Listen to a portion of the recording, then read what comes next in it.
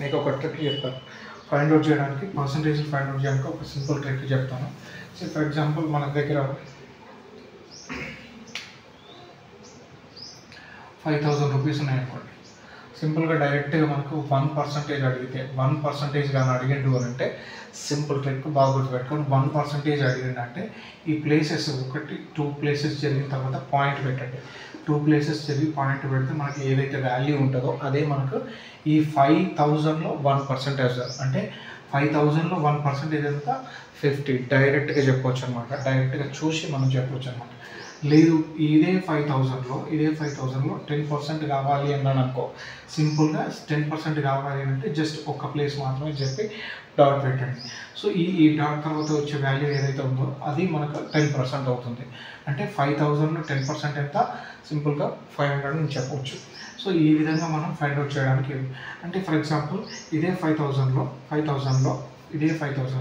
మనము 30% find out చేయాలి అని అంటే సింపుల్గా 10%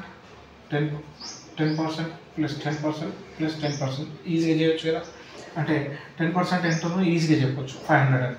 అంటే 500 ప్లస్ 500 ప్లస్ 500 మొత్తం ఓవరాల్గా 1,500 అవుతుంది. డైరెక్ట్గా చెప్పొచ్చు అనమాట. ఈ విధంగా మనకు ఇది ఒక షార్ట్ కట్ ట్రిక్ కింద పనిచేస్తుంది.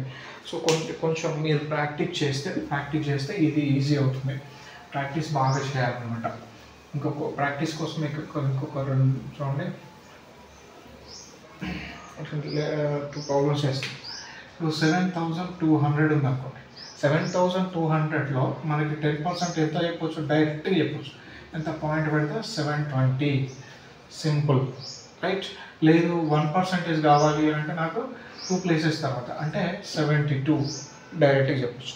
1% అంటే 72, 10% అనేమో 720. ఇదే 7,200లో మనకు 20% కావాలి అని అంటే సింపుల్గా 10% ప్లస్ 10% తెలుసు నీకు 720 అవునా, ప్లస్ 720 చేస్తే మనకు 1,440 వస్తుంది. సో ఈ విధంగా షార్ట్ కట్ ట్రిక్స్ని ఉపయోగించి మనం 20%ని వితౌట్ ఫార్ములా, ఎటువంటి ఫార్ములా లేకుండా మనం ఫైండ్ అవుట్ చేయొచ్చు అనమాట. సో మనకు ఫార్ములాని బేస్ చేసుకొని చెప్తే కొన్నిసార్లు మనకి కన్ఫ్యూజ్ అవుతూ ఉంటుంది. ఫార్ములా కాకుండా బేస్డ్ కాన్సెప్ట్ బేస్ చేసుకొని మనం తీసుకుంటే కనుక ఈజీ అవుతుంది.